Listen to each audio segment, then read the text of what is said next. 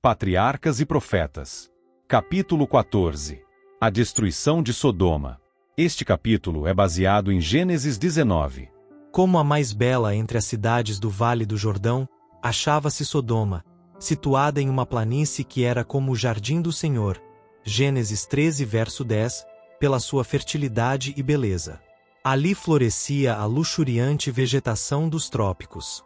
Ali era a terra da palmeira, da oliveira e da videira, e flores derramavam o seu perfume através de todo o ano. Ricas plantações revestiam os campos, e rebanhos e gado cobriam as colinas circunvizinhas. A arte e o comércio contribuíam para enriquecer a orgulhosa cidade da planície. Os tesouros do Oriente adornavam seus palácios, e as caravanas do deserto traziam seus abastecimentos de coisas preciosas para lhe suprir os mercados. Com pouca preocupação ou trabalho, toda a necessidade da vida podia ser suprida, e o ano inteiro parecia um ciclo de festas. A profusão que reinava por toda parte deu origem ao luxo e ao orgulho. A ociosidade e a riqueza tornam endurecido o coração que nunca foi oprimido pela necessidade ou sobrecarregado de tristeza. O amor ao prazer era favorecido pela riqueza e lazer, e o povo entregou-se à satisfação sensual. Eis que, diz o profeta, esta foi a maldade de Sodoma, tua irmã soberba, fartura de pão, e abundância de ociosidade teve ela e suas filhas, mas nunca esforçou a mão do pobre e do necessitado. E se ensoberbeceram, e fizeram abominação diante de mim, pelo que as tirei dali, vendo eu isto, Ezequiel 16, versos 49 e 50. Nada há mais desejável entre os homens do que riqueza e lazer. E contudo estas coisas dão origem aos pecados que acarretaram destruição às cidades da planície. Sua vida inútil, ociosa, tornou-se presa das tentações de Satanás, e desfiguraram a imagem de Deus, tornando-se satânicos em vez de divinos. A ociosidade é a maior maldição que pode recair ao homem, pois que o vício e o crime seguem em seu cortejo. Enfraquece o espírito, perverte o entendimento e avilta a alma. Satanás fica de emboscada, pronto para destruir aqueles que estão desprevenidos, cujo tempo vago lhe dá oportunidade para insinuar-se sob alguns disfarces atraentes. Ele nunca é mais bem-sucedido do que quando vem aos homens em suas horas ociosas. Em Sodoma havia regozijo e orgia, banquetes e bebedice. As mais vis e brutais paixões não eram refreadas. O povo desafiava abertamente a Deus e a sua lei, e deleitava-se em ações de violência. Posto que tivessem diante de si o exemplo do mundo antediluviano, e soubessem como a ira de Deus se manifestara em sua destruição, seguiam contudo o mesmo caminho de impiedade. Por ocasião da mudança de Ló para Sodoma, a corrupção não havia ainda se tornado geral, e Deus em sua misericórdia permitiu que raios de luz resplandecessem por entre as trevas morais. Quando Abraão libertou dos elamitas os cativos, foi chamada a atenção do povo para a verdadeira fé. Abraão não era um estranho para o povo de Sodoma, e seu culto ao Deus invisível fora assunto para ridículo entre eles, mas sua vitória sobre forças grandemente superiores e sua disposição magnânima dos prisioneiros e despojos provocaram espanto e admiração. Enquanto sua habilidade e bravura eram exaltadas, ninguém podia evitar a convicção de que o fizera vencedor um poder divino. E seu espírito nobre e abnegado, tão estranho aos habitantes de Sodoma, que só procuravam o proveito próprio, foi outra prova da superioridade da religião que ele honrara pela sua coragem e fidelidade. Melquisedeque, conferindo a bênção a Abraão, reconhecera Jeová como a fonte de sua força e autor da vitória. Bendito seja Abraão do Deus Altíssimo, o possuidor dos céus e da terra, e bendito seja o Deus Altíssimo, que entregou os teus inimigos nas tuas mãos. Gênesis 14, versos 19 e 20. Deus estava a falar àquele povo pela sua providência, mas o último raio de luz foi rejeitado, assim como foram todos os anteriores. E agora a última noite de Sodoma estava a aproximar-se. Já as nuvens da vingança lançavam as sombras sobre a cidade condenada. Os homens, porém, não o perceberam. Enquanto anjos se aproximavam em sua missão de destruição, homens sonhavam com prosperidade e prazer. O último dia foi como todos os outros que tinham vindo e ido. A tarde caía sobre cenas de encanto e segurança. Uma paisagem de beleza sem par era banhada pelos raios do sol poente. A frescura da tarde chamara para fora de casa os habitantes da cidade, e as multidões em busca de divertimentos passavam de um lado para outro, preocupadas com os prazeres daquela hora. Ao entardecer, 2 estrangeiros se aproximaram da porta da cidade. Eram aparentemente viajantes, vindo para pernoitarem.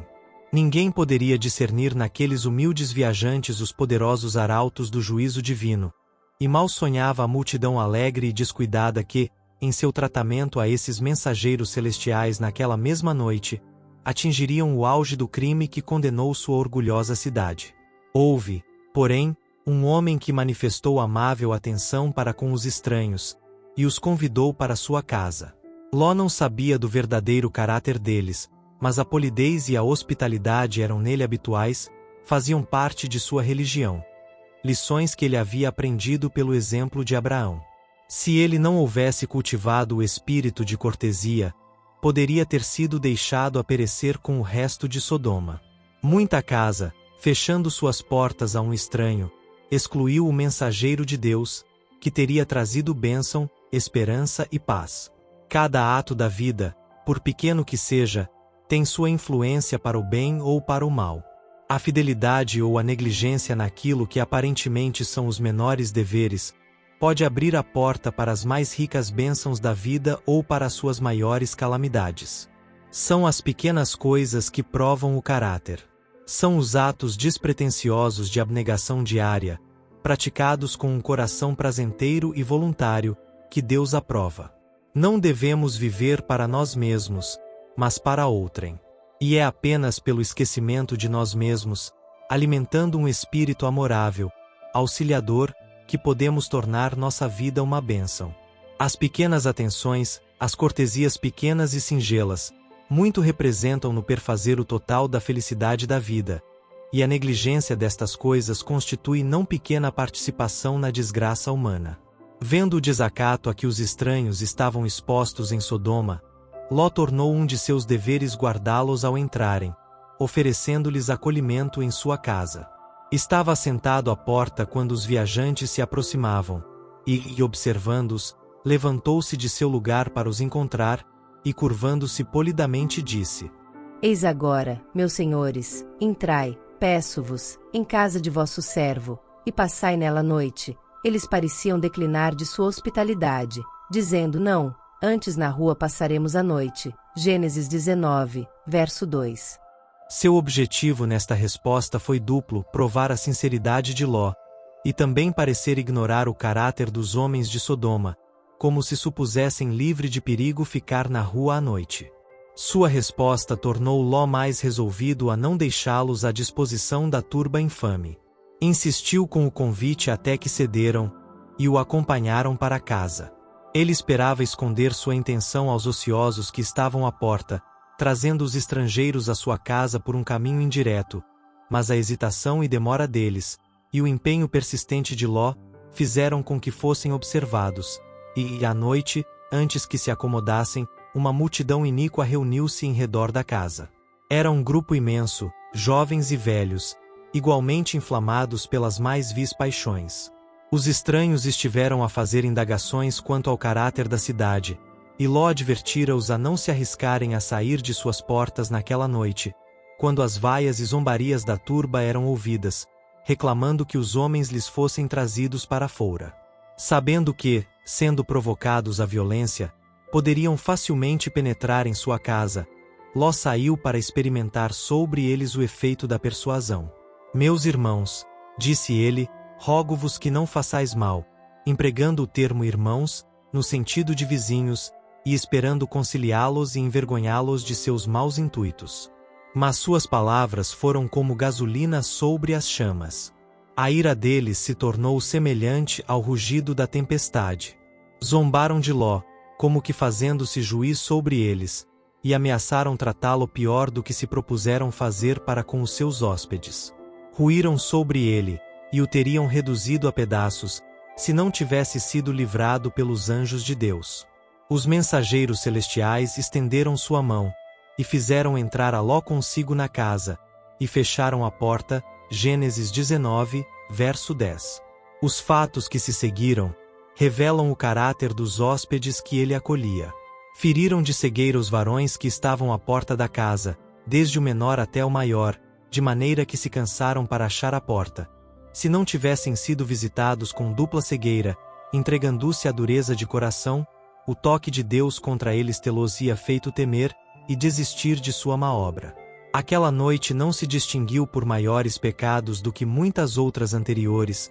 A misericórdia, porém, durante tanto tempo desprezada, cessara finalmente de pleitear. Os habitantes de Sodoma haviam passado os limites da paciência divina, os limites ocultos entre a paciência de Deus e a sua ira. Os fogos de sua vingança estavam prestes a acender-se no vale de Sidim. Os anjos revelaram a Ló o objetivo de sua missão. Nós vamos destruir este lugar, porque o seu clamor tem engrossado diante da face do Senhor, e o Senhor nos enviou a destruí-lo. Os estranhos que Ló se esforçara por proteger, prometeram agora protegê-lo, e salvar também todos os membros de sua família que com ele fugissem da ímpia cidade. A turba cansará-se e se retirara, e Ló foi avisar seus filhos. Repetiu as palavras dos anjos: levantai-vos, saí deste lugar, porque o Senhor há de destruir a cidade. Mas ele lhes pareceu como quem zombava. Riram-se daquilo que chamavam seus receios supersticiosos. Suas filhas eram influenciadas pelos maridos. Estavam muito bem ali onde se encontravam. Não podiam ver sinais de perigo. Tudo estava exatamente como havia sido. Possuíam muitos bens, e não podiam crer fosse possível que a bela Sodoma houvesse de ser destruída. Ló voltou triste para casa, e referiu a história de seu insucesso. Então os anjos o mandaram levantar-se, e tomar a esposa e 2 filhas que ainda estavam em casa, e deixar a cidade. Ló, porém, demorava-se. Se bem que diariamente angustiado ao ver cenas de violência, não tinha uma concepção verdadeira da iniquidade aviltante e abominável praticada naquela vil cidade. Não se compenetrava da terrível necessidade de darem os juízos de Deus um paradeiro ao pecado. Alguns de seus filhos apegaram-se a Sodoma, e sua esposa recusou-se a partir sem eles. O pensamento de deixar aqueles a quem ele tinha como os mais caros na terra, parecia ser mais do que poderia suportar. Era duro abandonar sua casa luxuosa, e toda a riqueza adquirida pelos trabalhos de sua vida inteira, a fim de sair como um errante destituído de bens. Pasmo pela tristeza, demorava-se, relutante em partir. Se não foram os anjos de Deus, todos teriam perecido na ruína de Sodoma. Os mensageiros celestiais tomaram pela mão a ele, sua esposa e filhas, e os levaram fora da cidade. Ali os anjos os deixaram, e voltaram a Sodoma para cumprirem sua obra de destruição. Um outro, aquele com quem Abraão estivera a pleitear, aproximou-se de Ló. Em todas as cidades da planície, não se puderam achar nem mesmo 10 pessoas justas. Mas, em resposta à oração do patriarca, o único homem que temia a Deus foi arrancado à destruição. Foi dada esta ordem com surpreendente veemência: escapa-te por tua vida, não olhes para trás de ti, e não pares em toda esta campina, escapa lá para o monte, para que não pereças. Gênesis 19, verso 17. A hesitação e a demora seriam agora fatais. Lançar um olhar demorado à cidade amaldiçoada, deter-se por um instante, pela tristeza de deixar tão belo lar, ter-lhes-ia custado a vida. A tormenta do juízo divino estava apenas a esperar que estes pobres fugitivos pudessem escapulir. Mas Ló, confuso e aterrorizado, alegava que não podia fazer conforme lhe era exigido, para que não acontecesse surpreendê-lo algum mal, e ele morresse. Morando naquela ímpia cidade, em meio de incredulidade, sua fé se enfraquecera. O príncipe do céu estava a seu lado, contudo rogava a ele pela sua vida como se Deus, que manifestara tal cuidado e amor para com ele, não mais o guardasse. Deveria ter-se confiado inteiramente ao mensageiro divino, entregando sua vontade e sua vida nas mãos do Senhor, sem duvidar ou discutir. Mas, semelhante a tantos outros, esforçou-se por fazer planos por si. Eis agora aquela cidade está perto, para fugir para lá, e é pequena, ora para ali me escaparei, não é pequena? Para que minha alma viva. Gênesis 19, verso 20. A cidade aqui mencionada era Bela, mais tarde chamada Zoar. Ficava apenas a poucos quilômetros de Sodoma e, como esta, era corrupta, e estava condenada à destruição. Mas Ló pediu que ela fosse poupada, insistindo que isto não era senão pequeno pedido, e seu desejo foi atendido. O Senhor assegurou-lhe: Tenho-te aceitado também neste negócio, para não derribar esta cidade, de que falaste. Gênesis 19, verso 21. Ó, quão grande é a misericórdia de Deus para com suas erradias criaturas!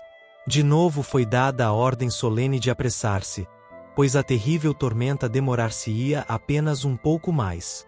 Mas um dos fugitivos aventurou-se a lançar um olhar para trás, para a cidade condenada, e se tornou um monumento do juízo de Deus. Se o próprio Ló não houvesse manifestado hesitação em obedecer à advertência do anjo, antes tivesse ansiosamente fugido para as montanhas, sem uma palavra de insistência ou súplica, sua esposa teria também podido escapar. A influência de seu exemplo a teria salvo do pecado que selou a sua perdição. Mas a hesitação e demora dele fizeram com que ela considerasse levianamente a advertência divina. Ao mesmo tempo em que seu corpo estava sobre a planície, o coração apegava-se a Sodoma, e ela pereceu com Sodoma. Rebelara-se contra Deus porque seus juízos envolviam na ruína as posses e os filhos. Posto que tão grandemente favorecida ao ser chamada da ímpia cidade, entendeu que era tratada severamente, porque a riqueza que tinha levado anos para acumular devia ser deixada para a destruição. Em vez de aceitar com gratidão o livramento, presunçosamente olhou para trás, desejando a vida daqueles que haviam rejeitado a advertência divina. Seu pecado mostrou ser ela indigna da vida, por cuja preservação tão pouca gratidão sentirá. Devemos estar apercebidos contra o tratar levianamente as providências graciosas de Deus para nossa salvação. Há cristãos que dizem: não me incomodo com salvar-me, a menos que minha esposa e filhos se salvem comigo. Acham que o céu não seria céu para eles, sem a presença dos que lhes são tão caros. Mas têm os que alimentam tais sentimentos uma concepção exata de sua relação para com Deus, em vista de sua grande bondade e misericórdia para com eles? Esqueceram-se de que estão ligados, pelos mais fortes laços de amor, honra e lealdade, ao serviço de seu Criador e Redentor?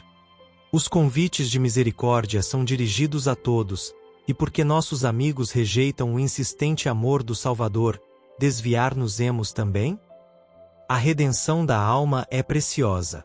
Cristo pagou um preço infinito pela nossa salvação, e ninguém que aprecie o valor deste grande sacrifício, ou o preço de uma alma, desprezará a misericórdia de Deus, que se lhe oferece, porque outros preferem fazê-lo.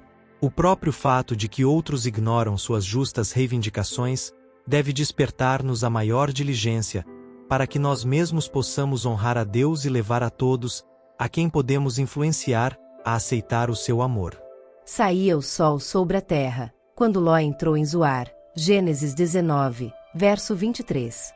Os brilhantes raios da manhã pareciam falar apenas de prosperidade e paz, às cidades da planície. Começou a agitação da vida ativa nas ruas, homens seguiam seus vários caminhos, preocupados com os negócios ou os prazeres do dia. Os genros de Ló estavam divertindo-se à custa dos temores e advertências do velho, já de espírito enfraquecido. Súbita e inesperadamente, como se fora o estrondo de um trovão provindo de um céu sem nuvens, desencadeou a tempestade. O Senhor fez chover do céu enxofre e fogo sobre as cidades e a fértil planície, seus palácios e templos, custosas habitações, jardins e vinhedos, e as multidões divertidas, a caça de prazeres, as quais ainda na noite anterior insultaram os mensageiros do céu, tudo foi consumido. O fumo da conflagração subia como o fumo de uma grande fornalha. E o belo vale de Sidim tornou-se uma desolação, um lugar que nunca mais seria construído ou habitado. Testemunha a todas as gerações da certeza dos juízos de Deus sobre os transgressores. As chamas que consumiram as cidades da planície derramaram sua luz de advertência, até mesmo aos nossos tempos. É-nos ensinada a lição terrível e solene de que, ao mesmo tempo em que a misericórdia de Deus suporta longamente o transgressor, há um limite além do qual os homens não podem ir no pecado. Quando é atingido aquele limite, os oferecimentos de misericórdia são retirados e inicia-se o ministério do juízo. O Redentor do mundo declara que há maiores pecados do que aqueles pelos quais Sodoma e Gomorra foram destruídas. Aqueles que ouvem o convite do Evangelho chamando os pecadores ao arrependimento, e não o atendem, são mais culpados perante Deus do que o foram os moradores do vale de Sidim. E ainda maior pecado é o daqueles que professam conhecer a Deus e guardar os seus mandamentos, e contudo negam a Cristo em seu caráter e vida diária. À luz da advertência do Salvador, a sorte de Sodoma é um aviso solene, não simplesmente para os que são culpados de pecado declarado, mas a todos que têm em pouca conta a luz e privilégios enviados pelo céu. Disse a testemunha verdadeira à igreja de Éfeso: Tenho, porém, contra ti que deixaste a tua primeira caridade. Lembra-te, pois, donde caíste, e arrepende-te, e pratica as primeiras obras, quando não, brevemente a te virei, e tirarei do seu lugar o teu castiçal, se não te arrependeres. Apocalipse 2, versos 4 e 5.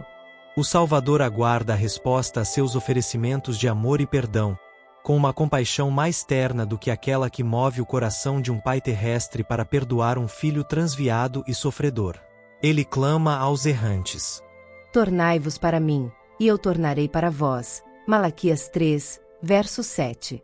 Mas se aquele que vagueia, recusa persistentemente atender a voz que o chama com amor compassivo e terno, será finalmente deixado em trevas. O coração que durante muito tempo desdenhou a misericórdia de Deus, torna-se endurecido no pecado, e não mais é susceptível à influência da graça de Deus. Terrível será a sorte da alma da qual o Salvador, pleiteando por sua defesa, declarará finalmente: Está entregue aos ídolos, deixa-o. Oséias 4, verso 17. Haverá menos rigor no dia do juízo para as cidades da planície do que para aqueles que conheceram o amor de Cristo, e contudo se desviaram à escolha dos prazeres de um mundo de pecado. Vós que estáis a desdenhar os oferecimentos da misericórdia, pensai nos inúmeros registros que contra vós se acumulam nos livros do céu, pois há um relatório feito das impiedades das nações, das famílias, dos indivíduos. Deus pode suportar muito enquanto a conta prossegue, e convites ao arrependimento e oferecimentos de perdão podem ser feitos. Contudo, tempo virá em que a conta se completará, em que se fez a decisão da alma, em que se fixou o destino do homem pela sua própria escolha. Dar-se-á então o sinal para ser executado o juízo. Há motivo para alarmar-nos na condição do mundo religioso hoje. Tem-se tido em pouca conta a misericórdia de Deus. A multidão anula a lei de Jeová, ensinando doutrinas que são preceitos de homens. Mateus 15, verso 9. A incredulidade prevalece em muitas das igrejas de nosso país, não a incredulidade em seu sentido mais amplo, como franca negação da Bíblia, mas uma incredulidade vestida no traje do cristianismo, ao mesmo tempo em que se acha a solapar a fé na Bíblia como revelação de Deus. A devoção fervorosa e a piedade vital deram lugar ao formalismo oco. Como consequência prevalecem a apostasia e o sensualismo.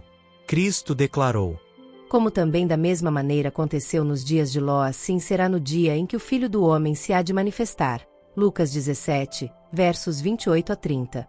O registro diário dos acontecimentos que se passam testifica do cumprimento de suas palavras.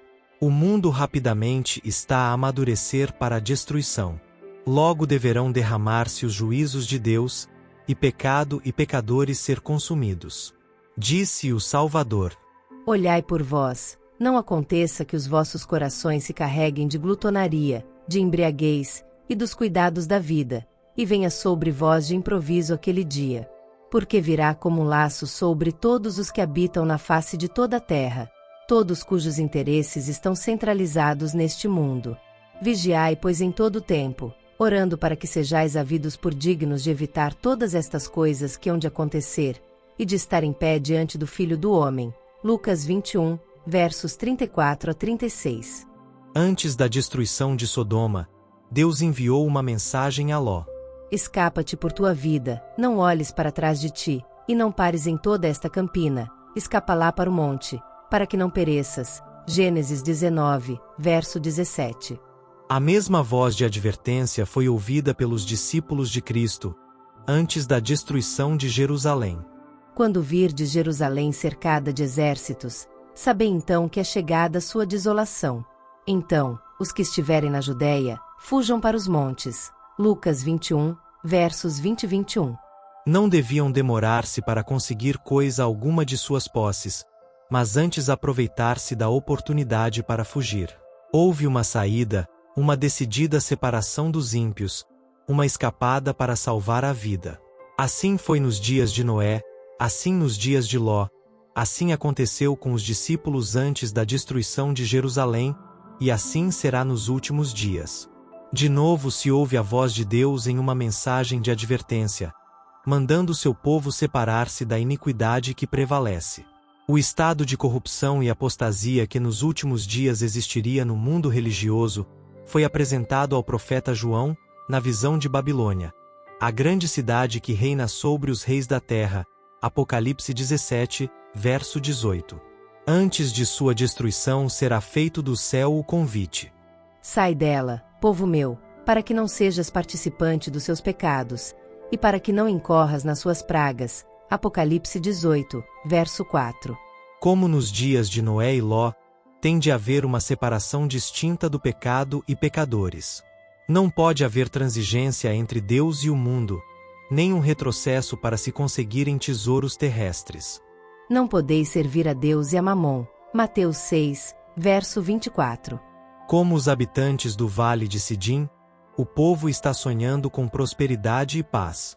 Escapa-te por tua vida, é a advertência dos anjos de Deus, mas outras vozes são ouvidas a dizer: não te deixes excitar, não há motivos para sustos, as multidões clamam paz e segurança. 1 Timóteo 5, verso 3, quando o céu declara que repentina destruição está para sobrevir ao transgressor. Na noite prévia à sua destruição entregaram-se as cidades da planície aos prazeres turbulentos, e caçoaram dos temores e avisos do mensageiro de Deus. Mas esses escarnecedores pereceram nas chamas. Naquela mesma noite a porta da misericórdia fechou-se para sempre aos ímpios e descuidados habitantes de Sodoma. Deus não será sempre zombado, não será por muito tempo menosprezado.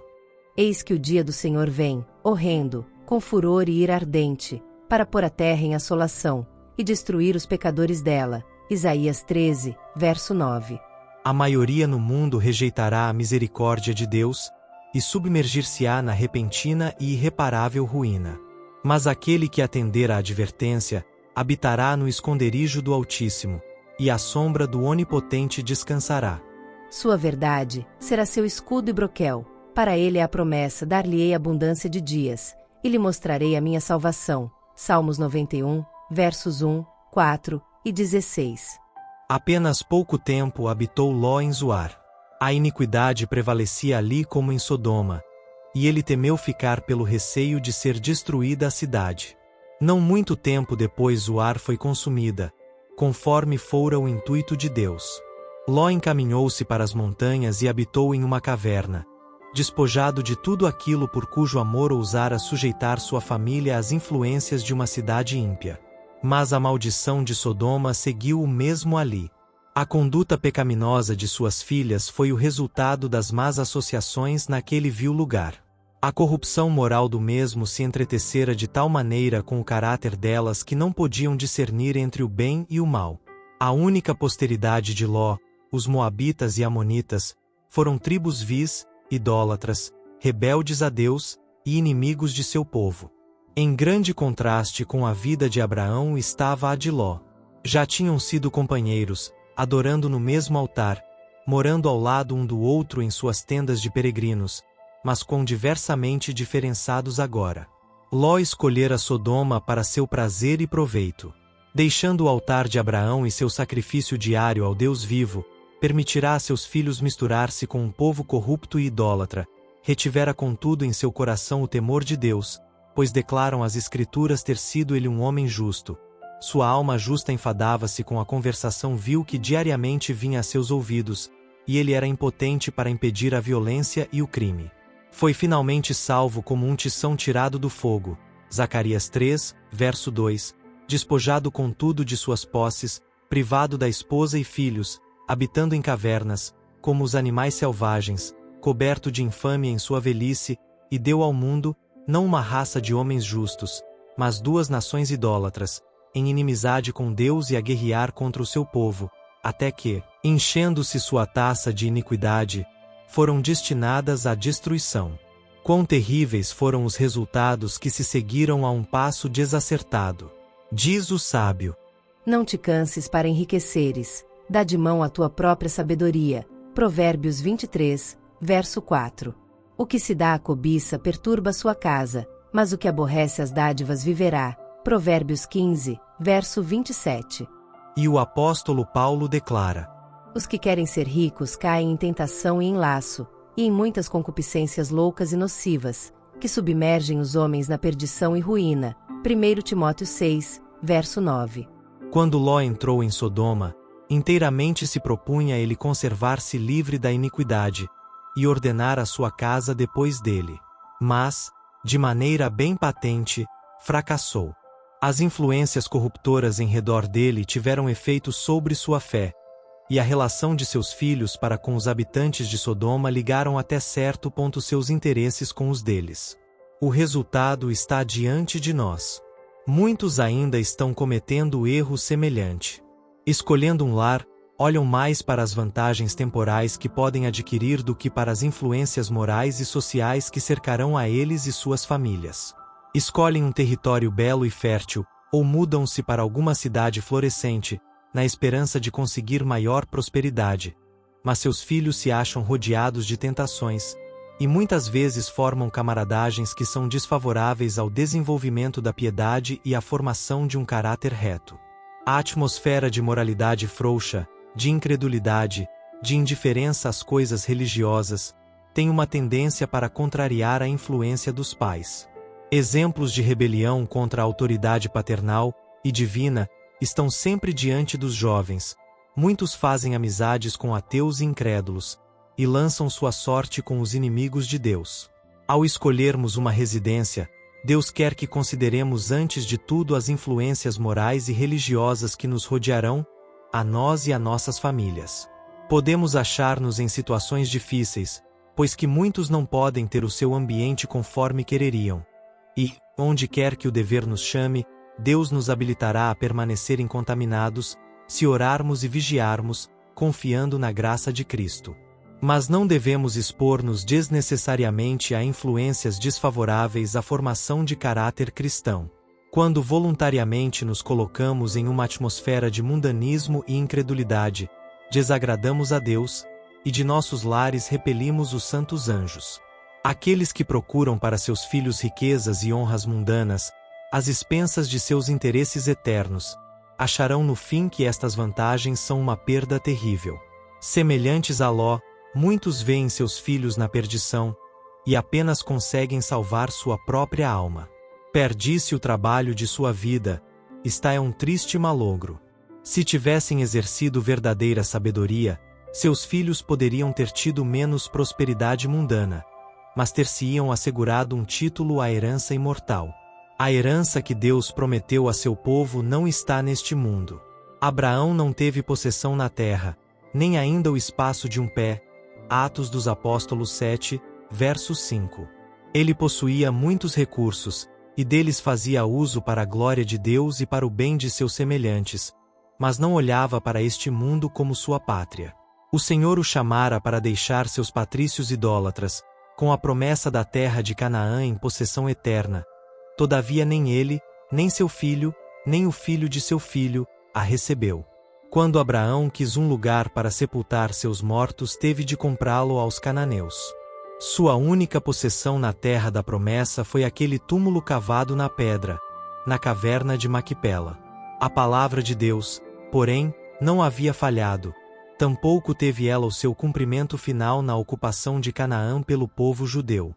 As promessas foram feitas a Abraão e à sua posteridade. Gálatas 3, verso 16. O próprio Abraão deveria participar da herança. O cumprimento da promessa de Deus pode parecer achar-se muito demorado, pois um dia para o Senhor é como 1000 anos, e 1000 anos como um dia. Segundo Pedro 3, verso 8, pode parecer tardar, mas no tempo adequado certamente virá, não tardará. Hebreus 2, verso 3. A dádiva a Abraão e sua semente incluirá não simplesmente a região de Canaã, mas a terra toda. Assim, diz o apóstolo. A promessa de que havia de ser herdeiro do mundo não foi feita pela lei a Abraão, ou a sua posteridade, mas pela justiça da fé. Romanos 4, verso 13. E a Bíblia claramente ensina que as promessas feitas a Abraão devem cumprir-se por meio de Cristo. Todos os que são de Cristo são descendência de Abraão e herdeiros conforme a promessa. Herdeiros de uma herança incorruptível, incontaminável e que se não pode murchar. Gálatas 3, verso 19, 1 Pedro 1, verso 4, a saber, a terra livre da maldição do pecado. Pois o reino, e o domínio, e a majestade dos reinos, debaixo de todo o céu, serão dados ao povo dos santos do Altíssimo. Daniel 7, verso 27. E os mansos herdarão a terra, e se deleitarão na abundância de paz. Salmos 37, verso 11. Deus proporcionou a Abraão uma perspectiva desta herança imortal, e com esta esperança ele se contentou. Pela fé habitou na terra da promessa, como em terra alheia, morando em cabanas com Isaque e Jacó, herdeiros com ele da mesma promessa. Porque esperava a cidade que tem fundamentos, da qual o artífice e construtor é Deus. Hebreus 11, versos 9 e 10. A respeito da posteridade de Abraão está escrito: Todos estes morreram na fé, sem terem recebido as promessas, mas, vendo-as de longe, e crendo-as e abraçando-as, confessaram que eram estrangeiros e peregrinos na terra. Hebreus 11, verso 13. Devemos morar neste mundo como peregrinos e estrangeiros se quisermos alcançar uma pátria melhor, isto é, a celestial. Hebreus 11, verso 16. Aqueles que são filhos de Abraão estarão a procurar a cidade que ele estava, da qual o artífice e construtor é Deus.